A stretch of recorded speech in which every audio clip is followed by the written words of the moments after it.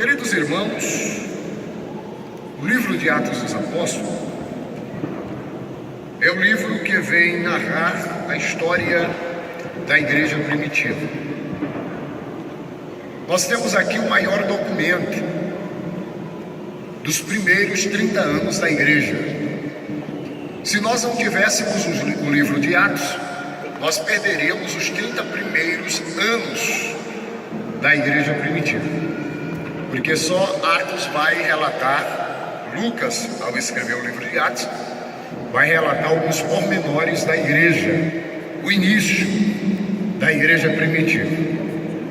E nós temos aqui, nesses 28 capítulos, e nos 1007 versículos que há no livro de Atos, a história do início da igreja primitiva. Se bem que alguns estudiosos concordam que o nome deveria ser Atos do Espírito Santo, porque nós encontramos o Espírito Santo trabalhando literalmente no início da igreja primitiva, e vamos encontrar poucos apóstolos se destacando. A Bíblia vai falar aqui, colocar em evidência mais 4 deles, que é o Pedro, o João e o Barnabé, e a maioria do livro vai falar de Paulo, contar a história de Paulo e a obra missionária. Porém, observando aqui o livro de Atos, o capítulo de número 1 vai nos contar no versículo 4 o tempo em que Jesus ele passou após a sua ressurreição. A Bíblia vai dizer que ele vai ficar no espaço de 40 dias após a sua ressurreição. No versículo de número 6, os discípulos querem saber quando que ele restauraria Israel, e o Senhor Jesus vai dizer para ele que não competia, não era necessário ele saber os tempos e as estações que o Pai revelou pelo seu próprio poder. Mas o Senhor vai dar-lhe uma ordenança dizendo, no versículo 8, que eles deviam ficar em Jerusalém, porque viria sobre ele a virtude do Espírito Santo, e eles seriam testemunha, tanto em Jerusalém, como em toda a Judéia, Samaria e até os confins da terra. Dito isso, no verso de número 9, vai nos informar que Jesus ele sobe de assunto aos céus. E a Bíblia vai nos informar que uma nuvem o recebeu. É importante lembrar que os discípulos ficam olhando para os céus, por certo chorando, mas o Senhor envia 2 anjos. A Bíblia vai relatar de 2 homens vestidos de branco, que vai dizer para ele: varões galileus, por que estáis a olhar para cima? Esse Jesus que foi recebido em cima dos céus, um dia ele mesmo voltará, assim como para os céus o viste subir. O versículo 12 vai falar o local onde eles estavam. Eles estavam no Monte das Oliveiras, e eles descem agora o Monte das Oliveiras e vão para o cenáculo onde o Senhor havia ordenado que eles deveriam ficar.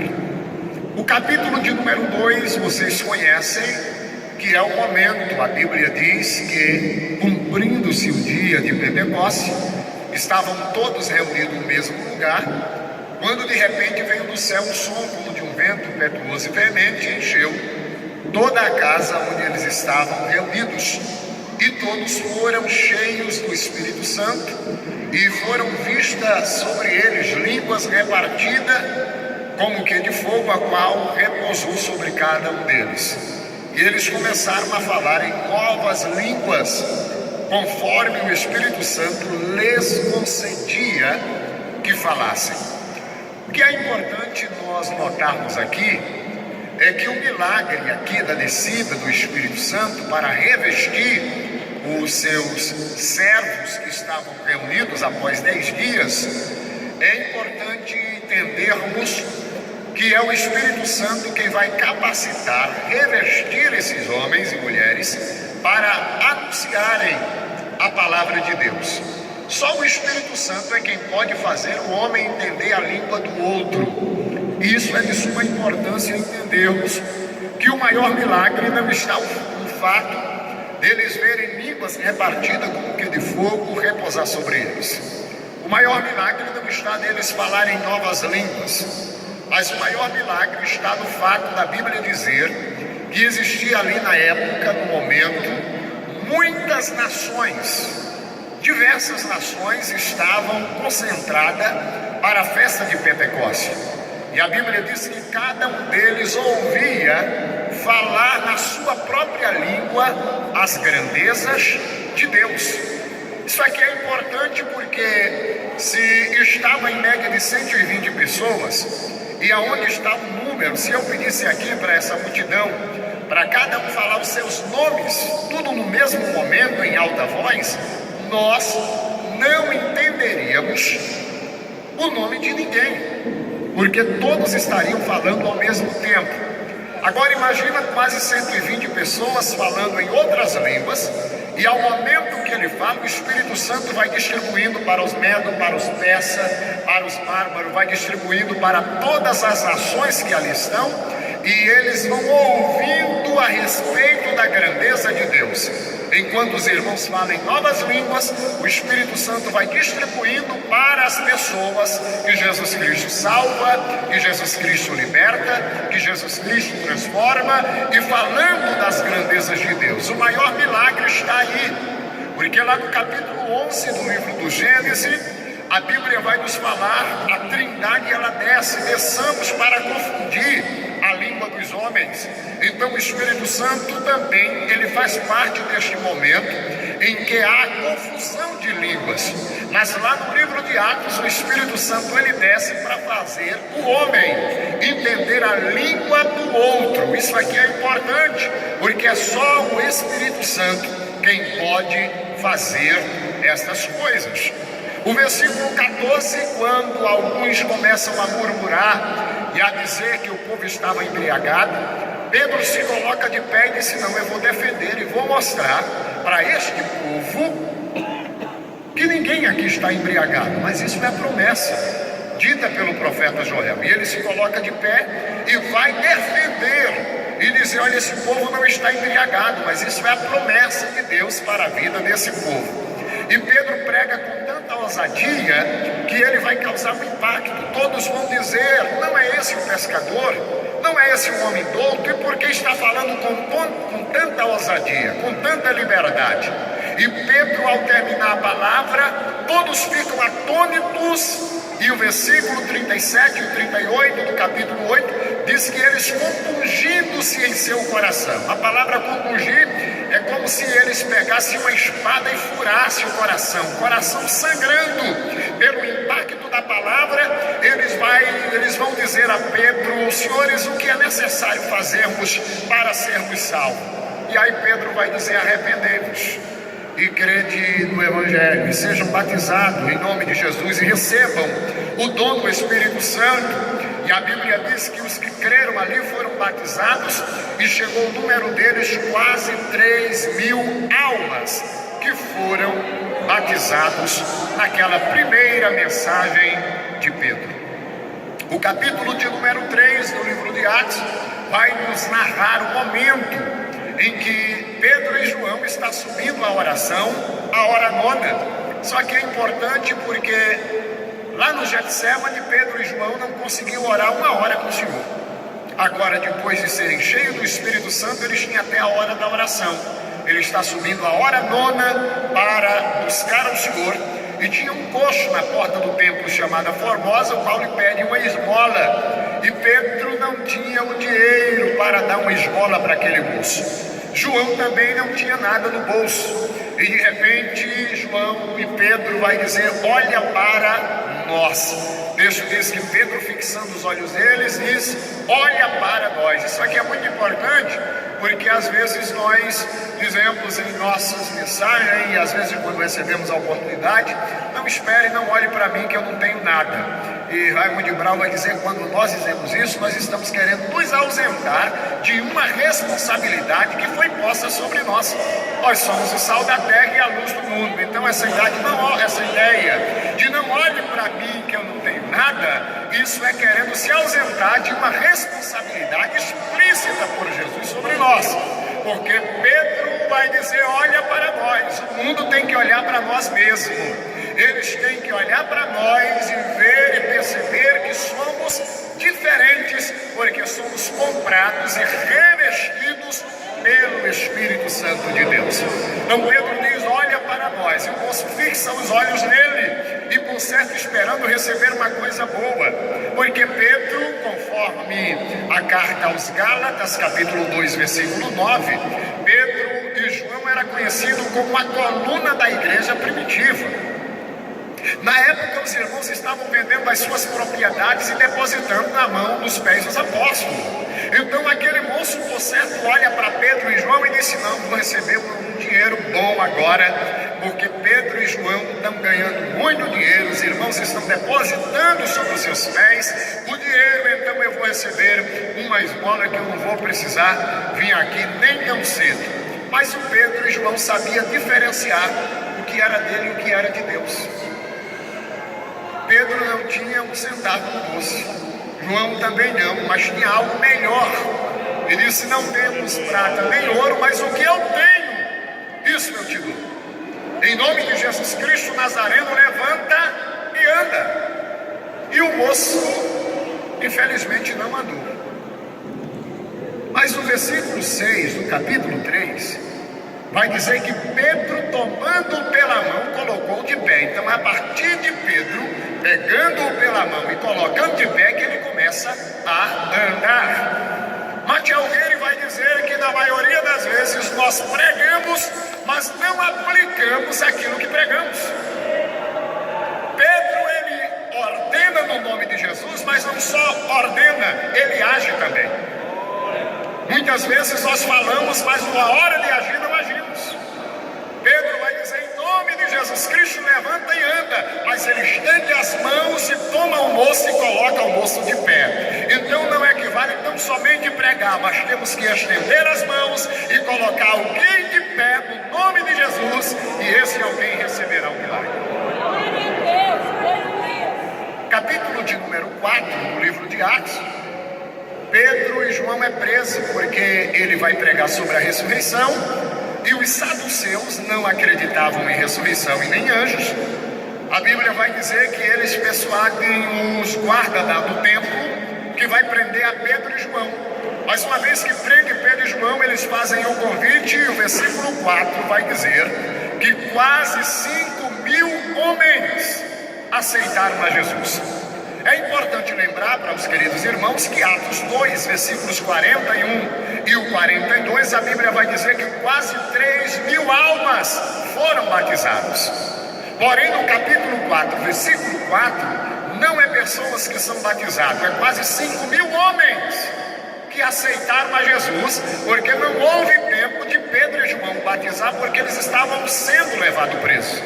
Então, no capítulo 2, versículo de número 41 e 42, nós vamos ter quase 3.000 almas batizadas, ali contando mulheres e homens.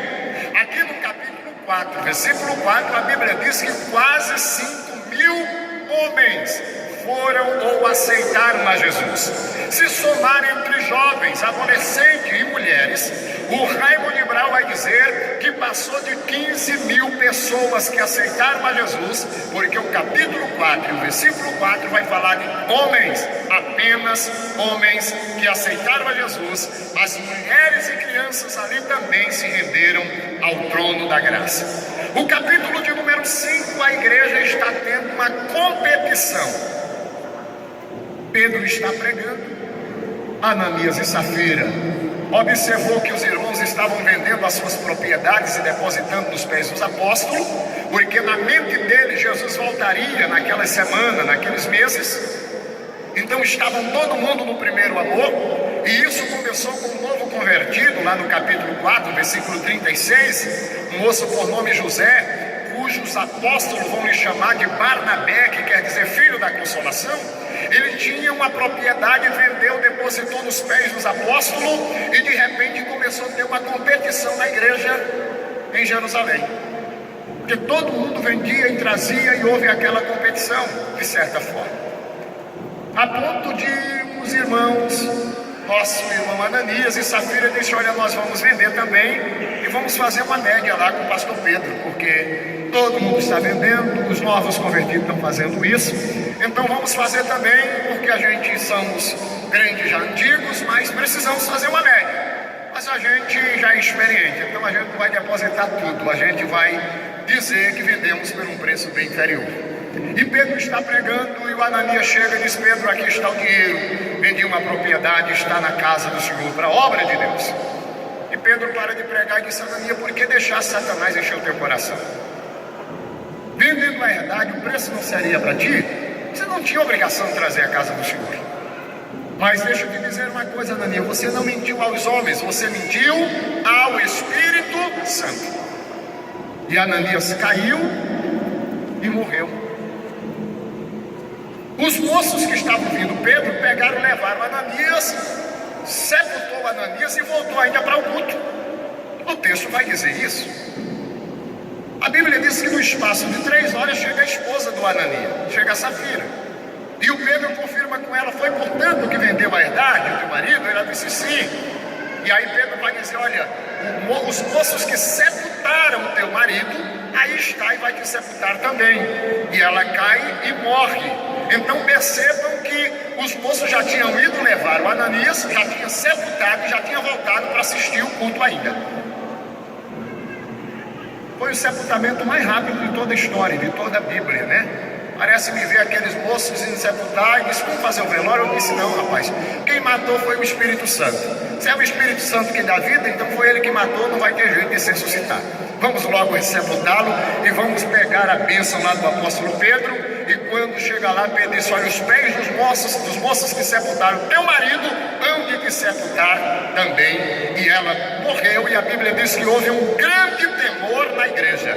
Pastor, o senhor disse que houve uma competição. De certa forma houve, porque a partir do capítulo 5 você não vai encontrar ninguém mais vendendo propriedade e depositando nos pés dos apóstolos. O capítulo 12 de Atos, no versículo 25 em diante, nós vamos encontrar Pedro, Barnabé e Marcos indo recolher oferta fora para ajudar os irmãos que estavam passando necessidade em Jerusalém. Então isso quer dizer que a ideia de vender propriedade foi até o capítulo 5, depois parou com esse negócio porque o povo estava vivendo uma competição. Quem dá mais?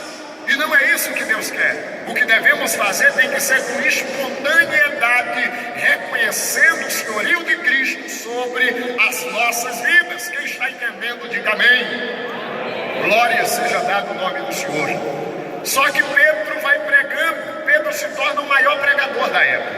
Se Pedro fosse dos nossos dias, para conseguir uma agenda com Pedro, não seria fácil. Alguém chega para ele e diz: pastor Pedro, o senhor pode pregar na minha igreja? Ele disse: olha, hoje não dá, amanhã também não dá, o mês que vem não dá, estou agendado. E aí alguém diz: Pedro, mas o senhor vai por aonde depois que o senhor sair daqui? Ele disse: eu vou sair pela rua direita e eu vou na casa da irmã Maria, eu vou fazer uma oração, tem uma visita para fazer. E o irmão sai gritando lá no capítulo 5, versículo 15: atenção pessoal, Pedro não vai poder pregar na nossa igreja. Mas faça o seguinte: traga um coxo, traga aleijado, endemoniado, coloque aqui à beira do caminho para ver se a sombra de Pedro alcança. E quando ele passar, se a sombra alcançar, vai haver cura, vai haver milagre e vai haver libertação. Então Pedro passava e dizia: seja curado, seja liberto, receba a cura no nome de Jesus. E ia passando e o nome do Senhor vai sendo glorificado e Deus vai trazendo vidas e mais vida, vai congregando e a igreja vai crescendo. Só que tudo que há um crescimento, há demanda. Lidar com gente nunca foi fácil. E começa também a ter alguns problemas, porque quanto mais pessoas, mais problemas surgem. E o capítulo de número 6, a Bíblia vai falar de uma queixa que os irmãos helenistas estavam tendo.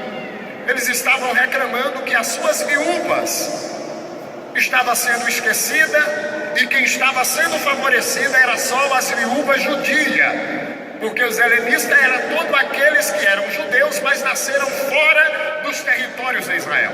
Então eles começaram a reivindicar e a reclamarem que as suas viúvas estavam sendo esquecidas e quem estava sendo favorecidas eram as viúvas judias.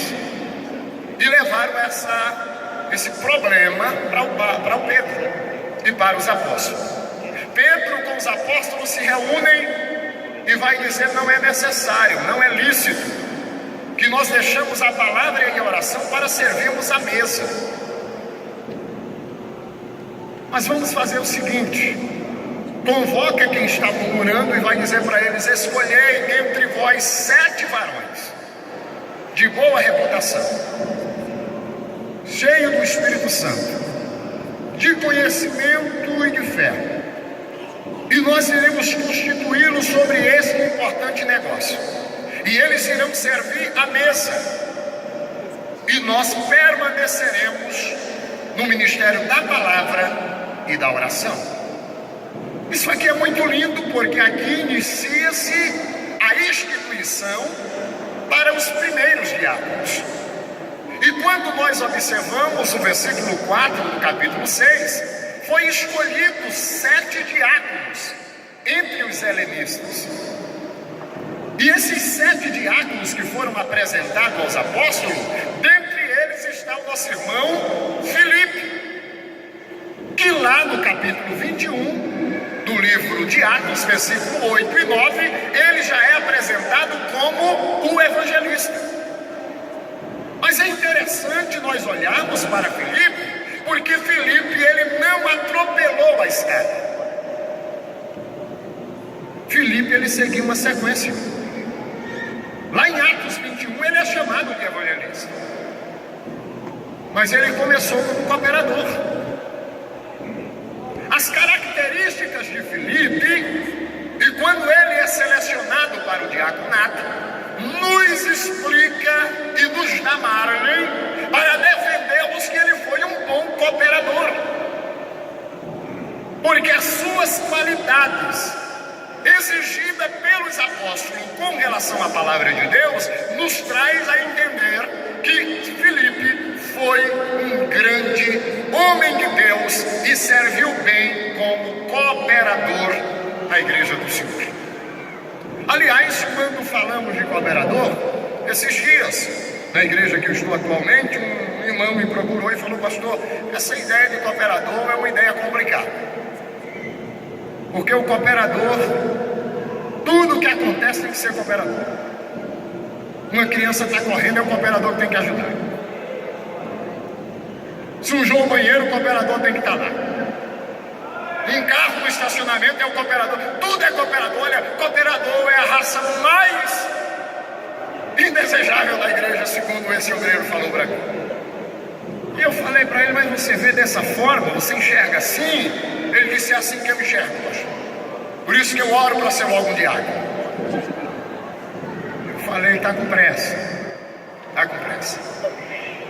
E eu me preocupei com a pergunta, com a forma, a expressão desse obreiro, e eu fui buscar na Bíblia o que é de fato ser um cooperador. E quando abri a Bíblia lá na primeira carta de Paulo aos Coríntios, capítulo 3, versículo 9, vamos ver lá o que é cooperador? Cadê a Bíblia de vocês? Pastor, é melhor o senhor citar, está tão bom ouvindo o senhor citar os versículos, mas aí você não abre a Bíblia, né? Então vamos lá. Primeira carta de Paulo aos Coríntios, capítulo número 3, Paulo vai dizer que ser cooperador é cooperar com Deus. Olha só, capítulo 3, a primeira carta de Paulo aos Coríntios, versículo de número 9, olha que lindo. Porque nós somos o que mesmo? Cooperadores de quem? De Deus. Vós sois a lavoura de Deus e o edifício de Deus. Isso aqui é muito lindo,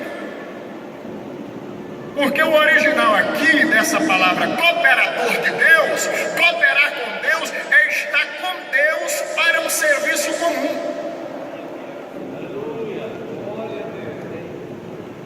Então ser cooperador não é ser humilhado. Cada carro que cuidamos, você está cooperando com Deus. Cada vez que ficamos na porta da igreja, você está tendo a oportunidade de recepcionar o povo de Deus. Cada vez que trazemos um copo de água e recepcionamos um lugar, você está cooperando com Deus para que a lavoura de Deus, que é a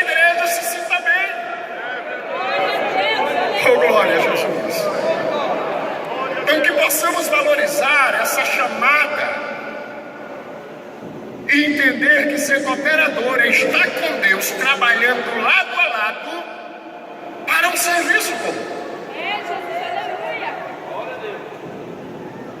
Segunda carta de Paulo aos Coríntios, capítulo 1, versículo 24. Vamos lá. Paulo vai dizer que ser cooperador é cooperar para a alegria dos irmãos. É alguém que está cooperando para que os irmãos fiquem alegres. Oh, glória a Jesus. Segunda carta de Paulo aos Coríntios, capítulo 1, versículo 24. Paulo vai dizer: não que tenhamos domínio sobre a vossa fé, mas porque somos cooperadores de vosso gozo, ou de vossa alegria, porque pela fé estais em pé. Então, para Paulo, ser cooperador é cooperar para a alegria dos irmãos. Deus nos chamou para isso. Cada palavra que falamos, cada lugar que arrumamos para os nossos irmãos, Deus nos chamou para que os nossos irmãos se sintam alegres. É nós que cooperamos isso. Então Deus nos chamou para sermos cooperadores da alegria dos nossos irmãos. Filipenses capítulo 2, versículo 25, Paulo vai dizer que nós somos cooperadores e provedores da necessidade para os nossos irmãos. Vamos lá. Filipenses capítulo 2, versículo de número 25. Paulo vai dizer: julguei contudo necessário mandar-vos Epafrodito, meu irmão e cooperador. Mas além de ser cooperador, esse é companheiro nos combates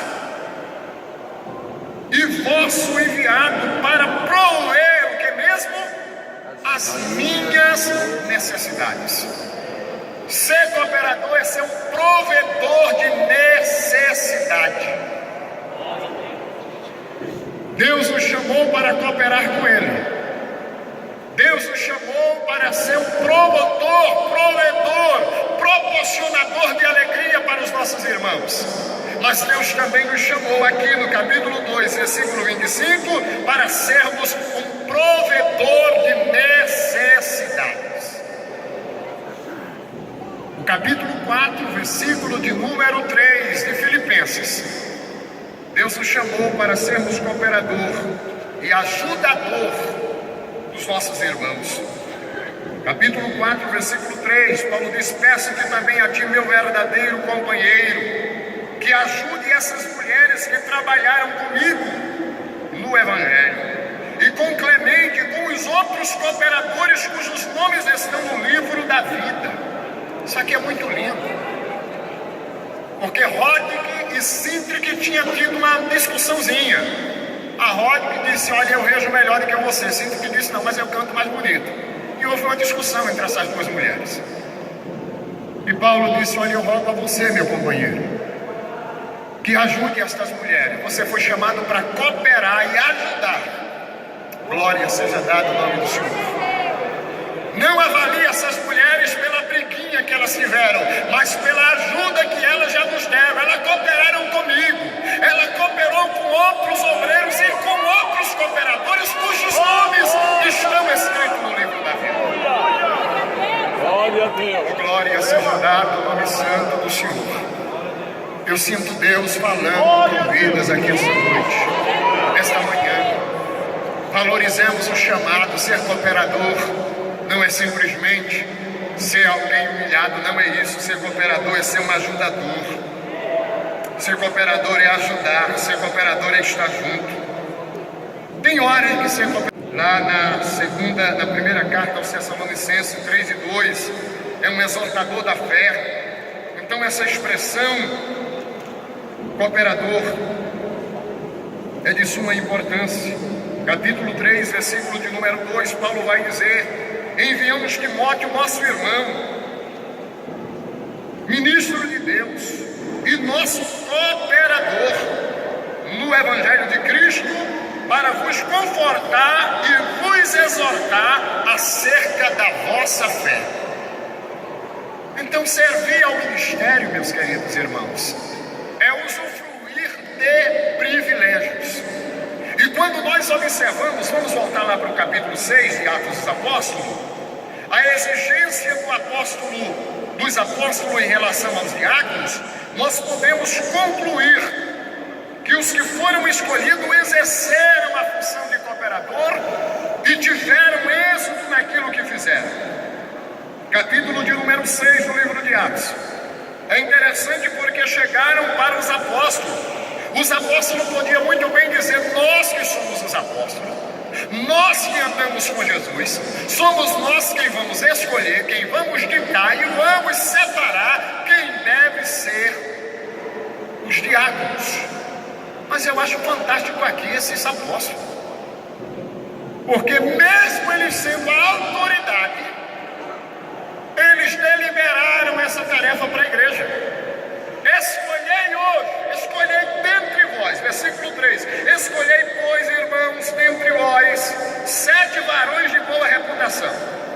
Então a característica tem ter boa reputação, cheio do Espírito Santo e de sabedoria, aos quais constituamos sobre este importante negócio. Então os primeiros diáconos, quem escolheu não foi os apóstolos, quem escolheu foi o povo. E eu faço uma pergunta aqui para os diáconos e para os obreiros: se os irmãos aonde você congrega, se fosse eles que escolhessem alguém para o ministério, será que ele escolheria você? Será que eles escolheriam ele? Isso aqui é muito forte. Porque o primeiro diácono, quem viu as características dele, foi o povo. Isso aqui nos força.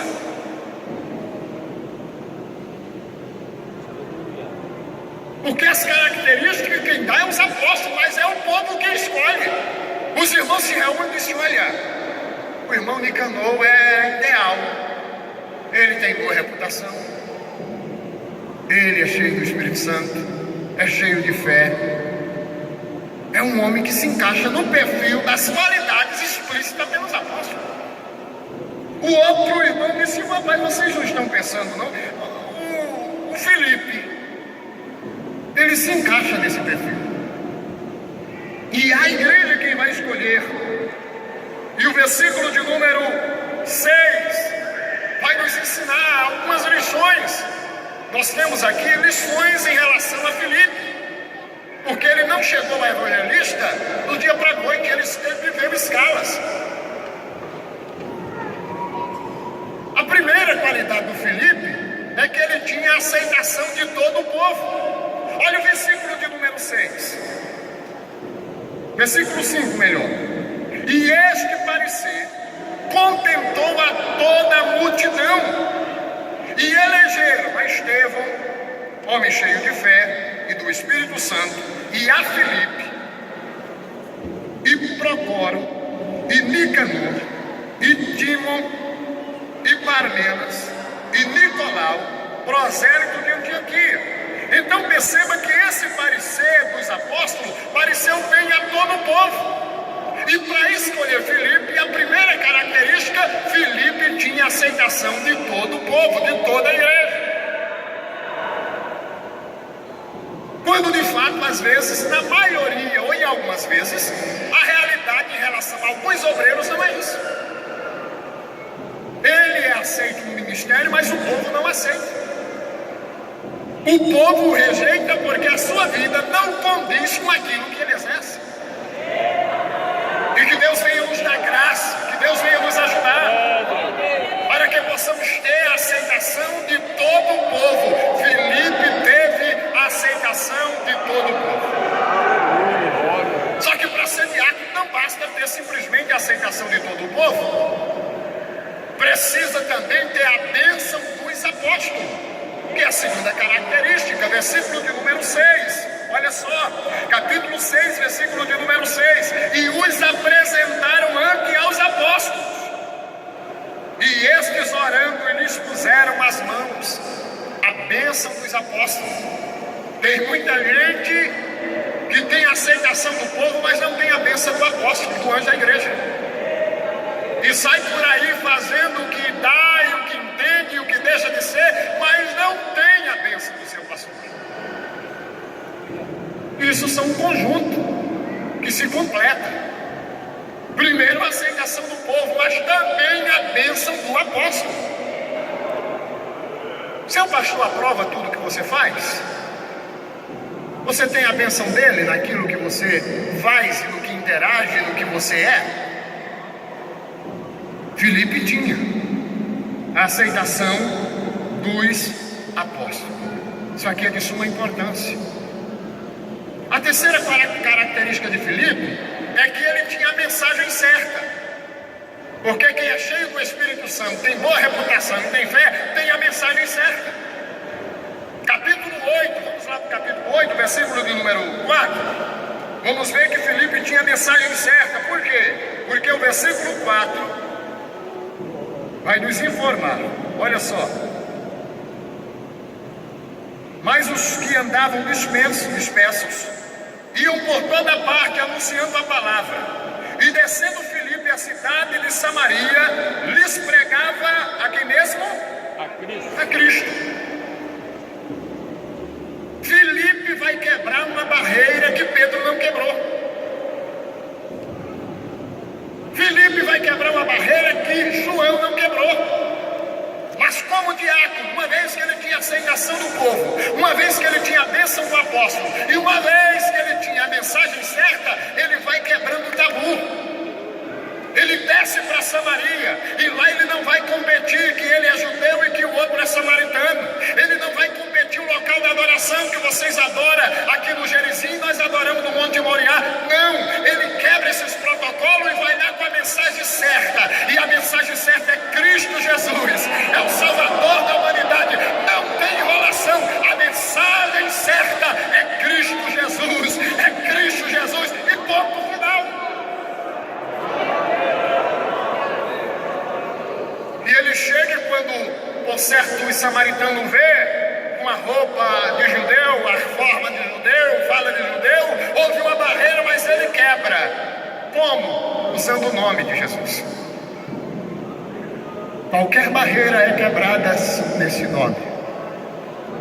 Qualquer disse-me-disse cai por terra mediante este nome. Qualquer enfermidade é exterminada por intermédio deste nome. Todas as portas são abertas quando usamos o nome. Vidas são libertas quando temos a mensagem certa e pregamos sobre este nome. Renovação acontece no meio do povo de Deus quando temos a mensagem certa e usamos o nome de Jesus, porque este nome está acima de todo nome, e quem tem a mensagem certa quebra barreira e protocolo. Que Deus nos dê essa mensagem certa, e a mensagem certa é Cristo. John Stott, ele diz que devemos pregar em toda a Bíblia Sagrada, mas o pregador que não encontra Cristo no Antigo e Novo Testamento, ele precisa rever conceitos, porque ele é o centro de tudo e de todos. E Filipe chega em Samaria, e ele não vai apresentar que é judeu, ele não vai apresentar o local da adoração, mas ele vai apresentar a mensagem certa, e a mensagem certa é Cristo, que morreu na cruz do Calvário para redimir a toda a humanidade. E olha o resultado, versículo de número 5, vai dizer que descendo Filipe à cidade de Samaria, ele pregava a Cristo, e as multidões unanimemente prestavam atenção ao que Filipe dizia, porque o ouvia e via os sinais que ele fazia. Porque os espíritos imundos saíam de muitos que se tinham, clamando em alta voz, e muitos paralíticos e coxos eram curados. Por quê? Porque Porque Filipe chega com a mensagem certa. Quando a gente aprender a usar a mensagem certa, nos preparemos para o milagre. E a mensagem certa está no nome. Mateus capítulo 1, versículo 21, vai dizer que só esse nome, o nome de Jesus, que pode perdoar pecado. Atos dos Apóstolos, capítulo 4, versículo 12, vai dizer que só esse nome pode salvar, em nenhum outro há salvação, porque também debaixo do céu nenhum outro nome é dado entre os homens, pelo qual devemos ser salvos. É por isso que esta é a mensagem certa.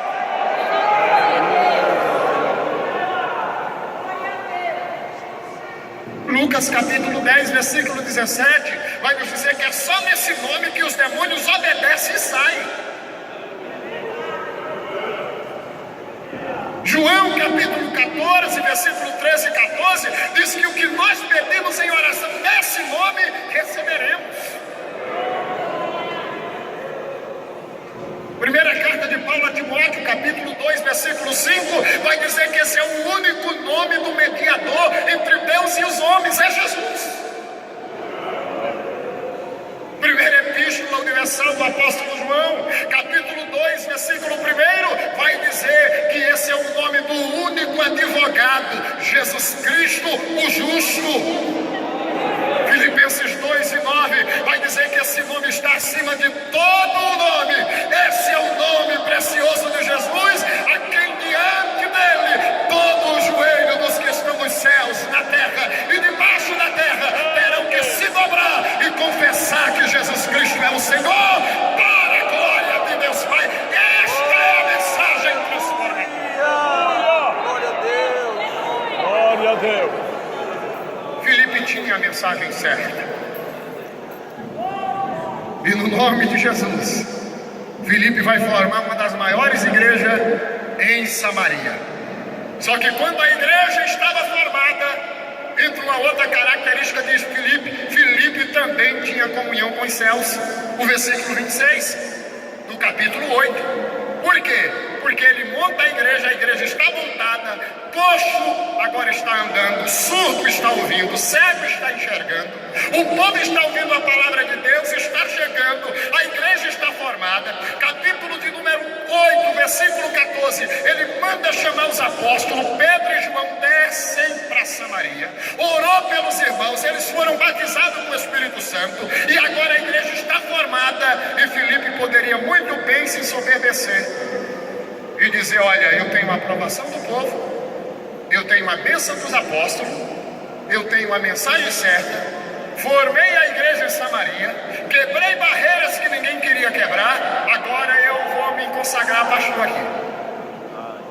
Mas Filipe tinha comunhão com os céus. E quando a igreja está toda montada, pastor Zé Antônio, vamos ver o que aconteceu? Capítulo 8, versículo 26.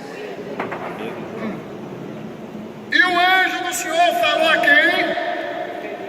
Não, vocês não estão com a Bíblia aberta. Aleluia. Eu vou perguntar de novo, vou começar tudo de novo. Cadê a Bíblia de vocês? Glória a Jesus. E o anjo do Senhor falou a quem, gente? Dizendo: levanta-te e vai para a banda do sul, ao caminho que desce de Jerusalém para Gaza, que está certo. E levantou-se e foi. Gente, alguém que tinha a aprovação do povo, que tinha a bênção dos apóstolos, que tinha a mensagem certa, fundou a igreja em Samaria, o povo está crescendo, coxos largaram as suas muletas, cego enxerga, Jesus faz uma obra grande, e aí chega o anjo e vai dizer: Filipe, está tendo batismo de citar, os apóstolos vieram aqui, Jesus batizou, está tendo cura, ele disse demais. A obra está crescendo, disse: nós temos que arrumar outro salão que não dá mais para comportar o povo. Disse: o milagre está demais. Você está pregando muito, estou. Disse: mas é o momento de deixar de passar a igreja e descer para o deserto. Você está pregando para uma multidão, eu quero que você pregue para uma pessoa e no deserto.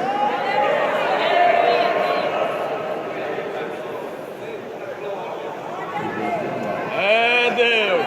Jesus está falando com a gente aqui. E é preciso ter comunhão com os céus para atender uma voz como essa. Largar a igreja formada, coxo está andando, cego está vendo, o nome do Senhor está sendo glorificado, batismo com o Espírito Santo, alguém com a palavra certa, e agora largar os irmãos, outro ser implantado lá e ele descer para o deserto, mais para o lado de Gaza, já pendendo para os filisteus. Mas quem tem comunhão com os céus sabe que aonde estiver o Senhor vai prosperar. Quem tem comunhão com os céus não precisa correr atrás de bênção. Se a bênção quiser ser abençoada, tem que correr atrás dele e acompanhá-lo.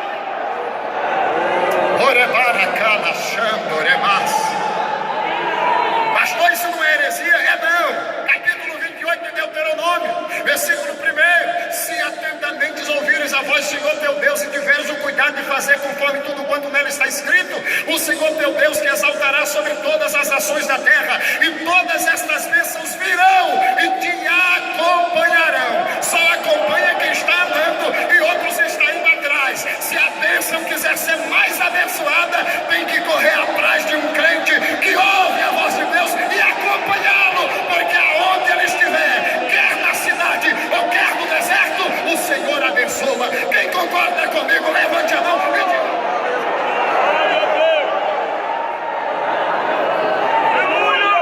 Filipe tinha comunhão com os céus. Levanta e desce. Glória a Deus! Amanhã o Senhor está dizendo para a gente: olha, levanta e desce. Aleluia! Levanta e desce. Orebar que eu vou me andar história. Levanta e desce. Mas o Senhor que está bom demais, está grande, está tendo milagre. Mas o Senhor quer você no deserto. O deserto é local de aperfeiçoamento. Levanta e desce pelo caminho de Jerusalém. Vai para Gaza, está deserto. Mas eu vou fazer florir o deserto quando lá você chegar.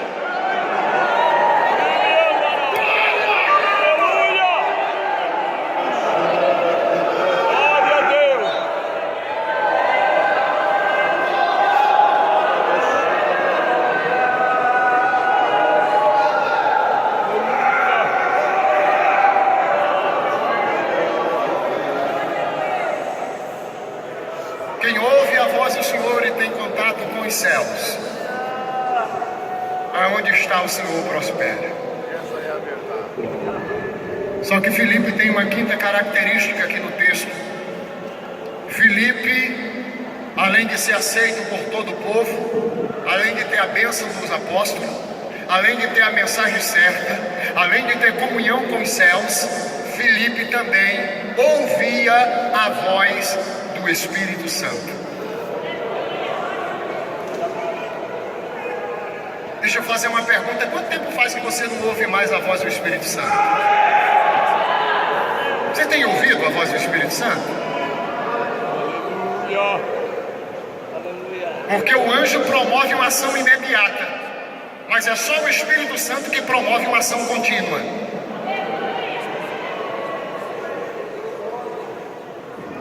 Ação imediata acontece quando o anjo diz: levanta e desce. Levantou e foi.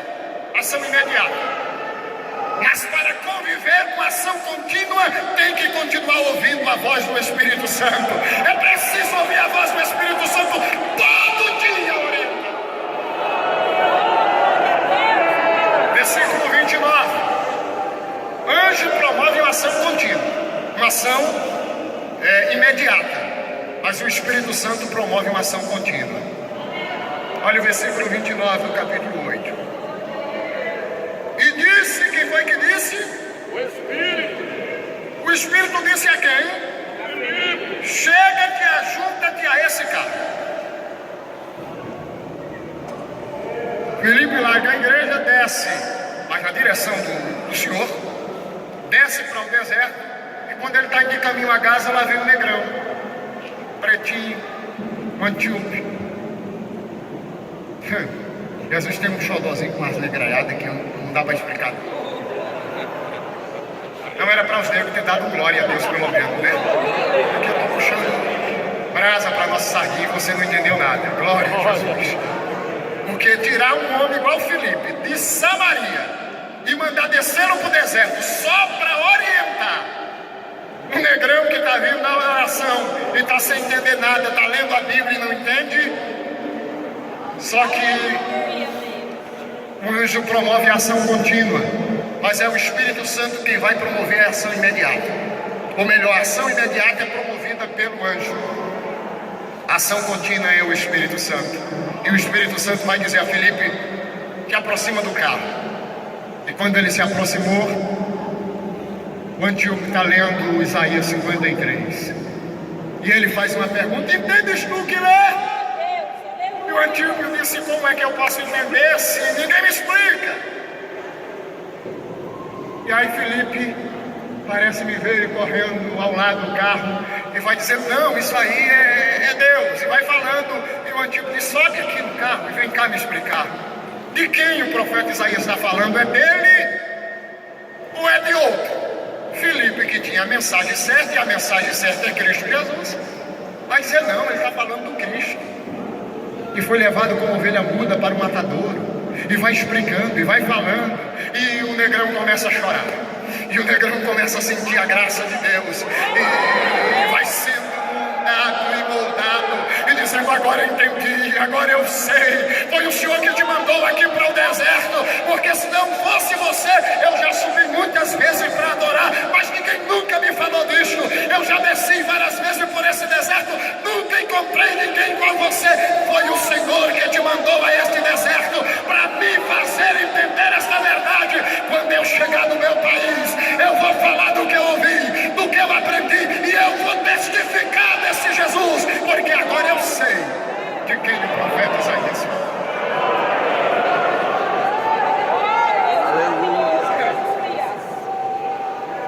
Glória a Deus. Só que aquele moço pergunta: eu preciso, gente, qual o segundo passo depois de entender Jesus? Disse: ser batizado. E o moço disse: quer que me impede ser batizado? Diz: precisa de água. Diz: tem água aqui. Ele disse: então vamos descer, que eu vou te batizar e tu vai ser um missionário lá em Antioquia. Se não fosse o Filipe, eu não sei onde é que eu estava, né? Mas ele leva, batiza o moço. Capítulo 8, versículo de número 36. O texto vai nos dizer: indo eles a caminho, chegaram ao pé de água, de alguma água. E disse o eunuco: eis aqui água, quem impede que eu seja batizado? E disse Filipe: é lícito se crer de todo o coração. E respondendo ele, disse: creio que Jesus Cristo é o Filho de Deus. Ou seja, você falou a mensagem certa. E mandou parar o carro.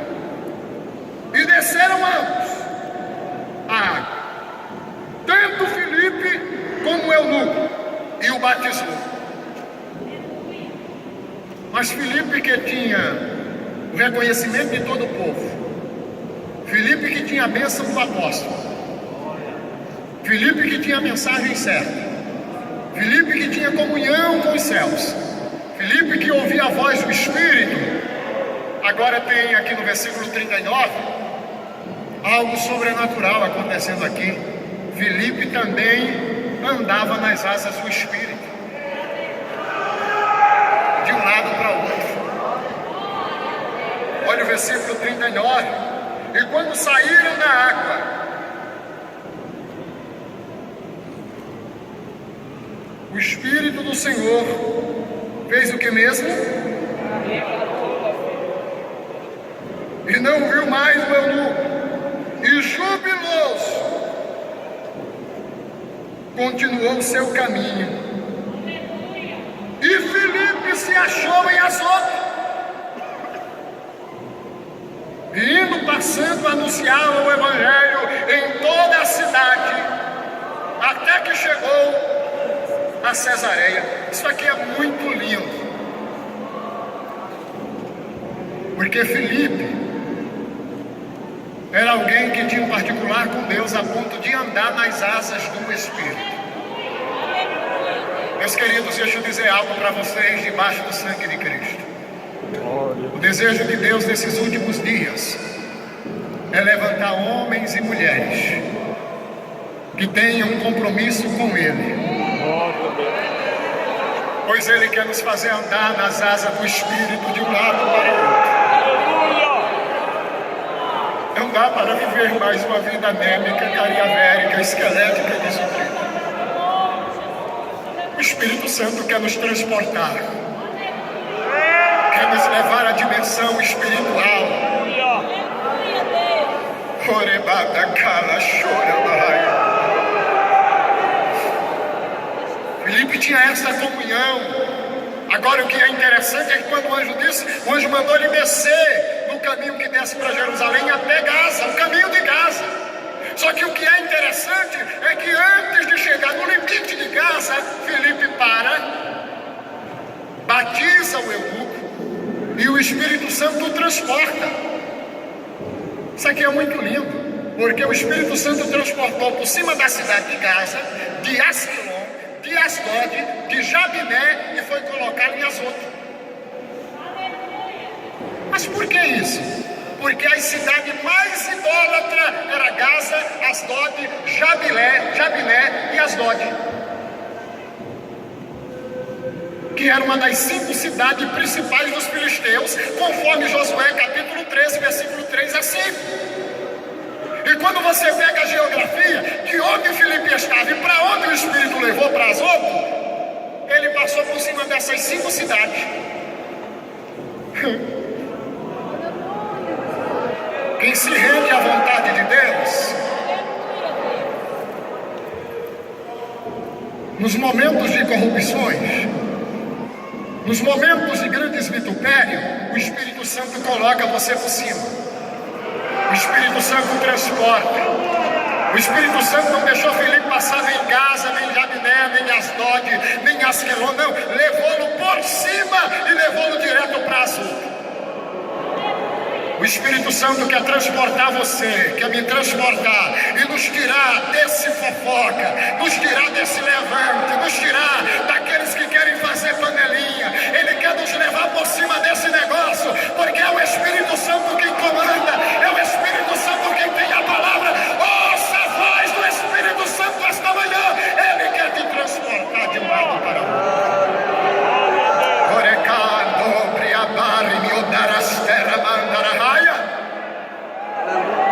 Filipe é transportado. Esta manhã eu vejo o Senhor pegando o crente e tirando ele de enrasco que está entrando, ele vai tirar e vai colocar você por cima. Vai tirar você de dificuldade e vai fazer você andar nas asas do Espírito. O Senhor quer te dar visão, quer te dar cama, Dória. Esta manhã há uma nuvem de Deus aqui, dizendo: eu pego você e transporto. Os homens estão preparando o laço, mas eu estou colocando você por cima. Você não vai passar por Asdod, você não vai passar por Gaza, você não vai passar por Jabiné, você não vai passar por Ascalon, você vai para a primeira cidade de Israel, você vai para Azoto, e de Azoto você vai passar para Jope, e de Jope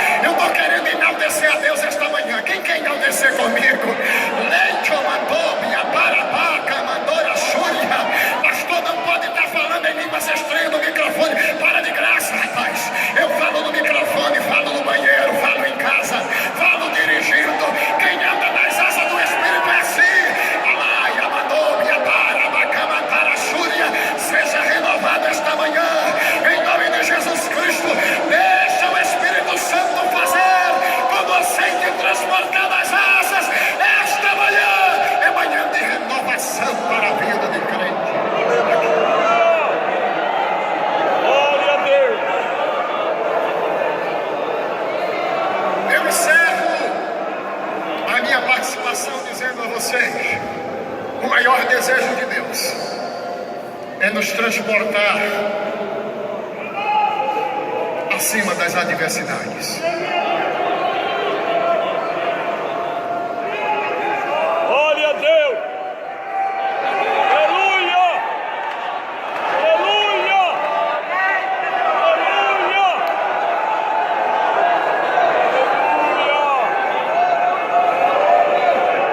Querido companheiro, receba a graça de Deus. Receba a unção do Espírito Santo sobre a sua vida. O Espírito Santo quer dar uma injeção de ânimo no Senhor, no teu ministério. Aquele problema da congregação não vai te fazer parar, porque esta manhã o Senhor te pega pelas suas mãos e transporta você por cima deste problema. Ele vai te dar estratégia para Ele vai te dar estratégia certa. Fecha a boca e viaja na dimensão do Espírito Santo. Ele vai te conduzir.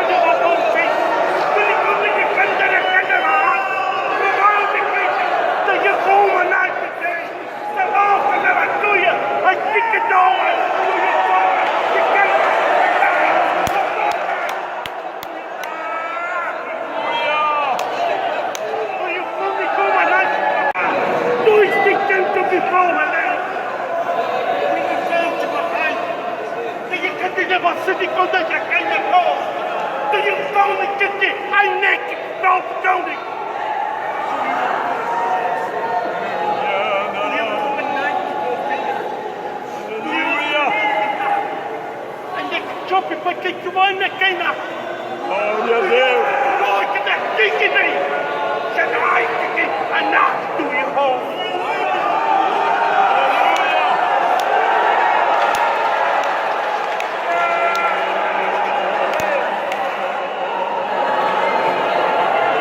Pode adorar Ele está aqui esta manhã conosco. Pode fazer prova aí onde você está, Ele está aqui. E Ele quer transportar muita gente nas asas do Espírito. Eu navegarei no oceano do Espírito e ali adorarei ao Deus do meu amor. Glória a Deus. Eu adorarei ao Deus da minha vida, que me compreendeu sem nenhuma explicação. Espírito, Espírito, que desce como fogo, vem como em Pentecostes,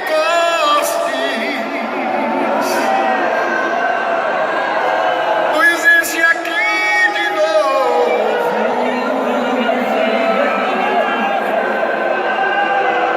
Espírito, Espírito, que desce como fogo,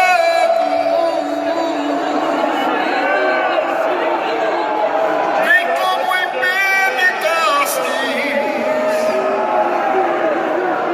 nos enche aqui de novo.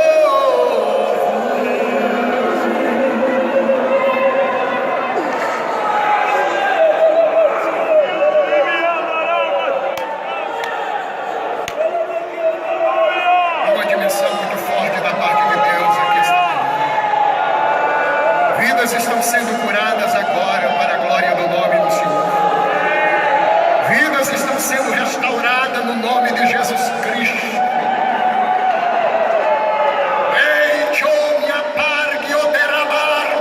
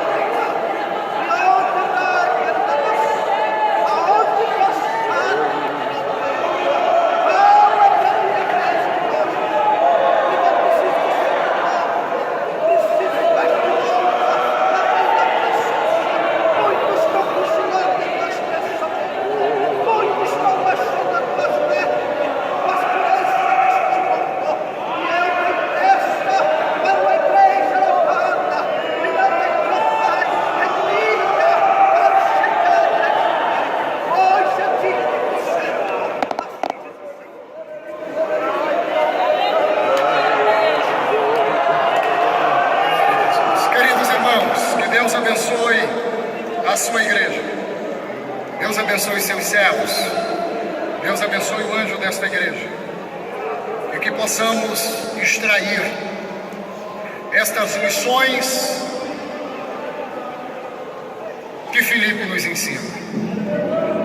Primeiro, Filipe foi um cooperador que serviu bem. Como diácono, tinha aceitação de todo o povo, tinha a bênção dos apóstolos, tinha a mensagem certa. Forma a igreja, mas deixa a igreja para ir ao deserto.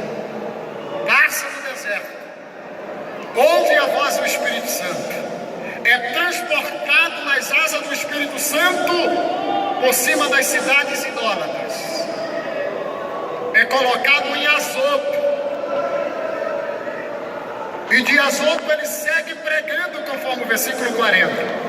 Ele vai pregando nas cidades, de cidade em cidade, falando de Jesus, até chegar na sua cidade, lá em Cesareia. Então ele sai pregando em Jope, e ele vai pregando até chegar em Cesareia. Anos depois, quando Paulo chega no porto em Cesareia Marítima, alguém pergunta: Paulo, para onde é que nós vamos? E Paulo disse: vamos para a casa do evangelista Filipe. Vamos para lá. Mas antes de chegar em Cesareia, Filipe enfrentou muitos altos e baixos. Não atropele a escala do ministério. Seja fiel e respeite as escalas. Tem muita gente querendo ir direto para o evangelista, mas não quer parar em Azoto e ir evangelizando mais cidades até chegar em Cesareia. Há um grande percurso de Azoto até Cesareia, e quando você chegar em Cesareia, você é consagrado ao evangelista. E será uma referência na família, porque o texto vai dizer do evangelista Filipe, que era um dos 7 diáconos e que tinha 4 filhas, e todas 4 profetizavam. Que Deus nos dê graça e nos abençoe nas nossas famílias, para que possamos ser um exemplo também, e que os nossos filhos também possam ser restaurados pelo poder da palavra de Deus. Eu sinto de Deus esta manhã a orar a Deus por vocês. Com permissão do meu querido pastor, eu quero orar a Deus pela família de cada obreiro. Oh, glória a Jesus. Há uma grande investida do inimigo contra as nossas famílias. Mas ainda esta madrugada Deus falou comigo: diga aos meus filhos que eu vou restaurar as famílias, e filhos e filhas voltarão a profetizar. Tem pai aqui que está com o coração doído, tem pessoas aqui sangrando o coração, porque os filhos já não querem comungar a mesma fé, está no mesmo lugar, mas Jesus está dizendo: eu estou quebrando o protocolo, e muita gente vai ver, eita, glória a Deus, e vai chegar na tua casa, e não só você será referência, mas todos os teus filhos também profetizarão para a glória do nome do Senhor. Assim como ele abençoou a família de Filipe, ele vai abençoar a nossa família. Vamos orar por nossas famílias. Querido Deus e amado Pai, eu preguei a tua palavra esta manhã. Eu falei das qualidades do Filipe, mas eu falei também do Filipe lá quando Paulo visita.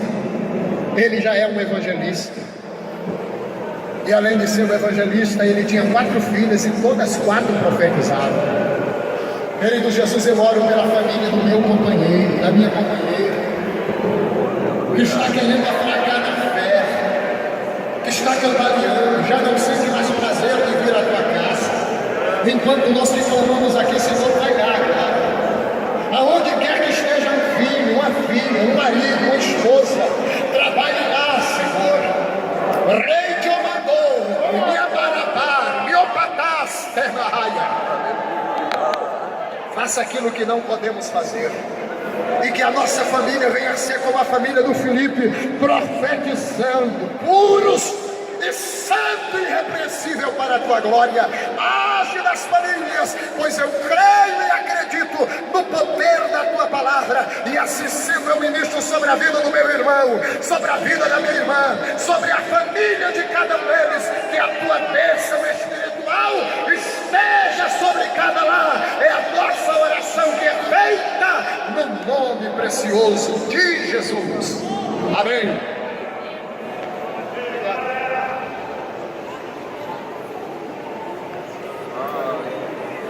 Quem sabe louvar a Deus, louve. Eu te louvarei, Senhor, de todo o meu coração. Eu te louvarei, Senhor, de todo o meu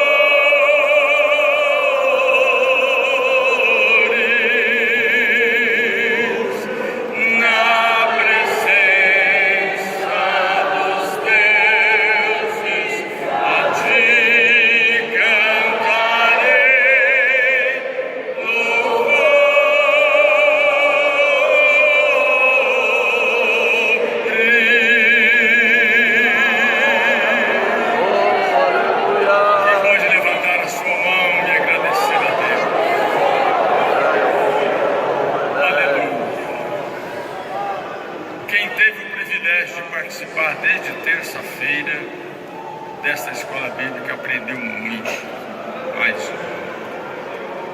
mas graças a Deus que aqueles que puderem ainda aproveitar, muitos trabalhando, outros estudando, mas graças a Deus aqueles que tiveram a oportunidade de ontem estarem aqui, hoje pela manhã e hoje à noite, graças a Deus também aprendeu muito.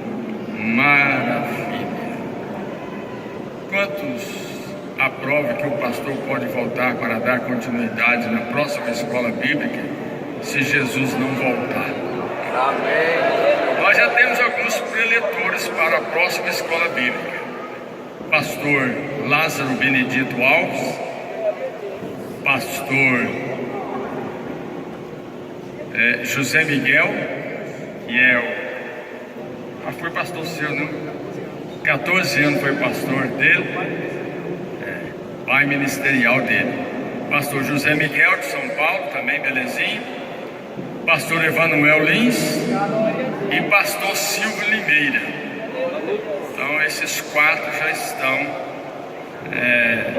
já prontos, já deixaram, já só acabar de acertar, estarão participando da nossa próxima escola bíblica, se Jesus não voltar, Porque nós estamos aguardando mesmo de Jesus. Tudo vai acontecer se Jesus não voltar, Glória a Deus.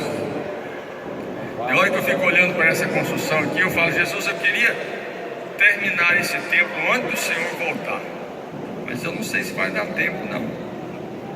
Mas o desejo da gente é terminar, fazer uma inauguração, sair da pré que estamos até hoje e fazer a inauguração. Mas eu falo: Jesus, se o Senhor deixar, amém. Se não deixar, nós vamos embora. Nosso alvo é os céus.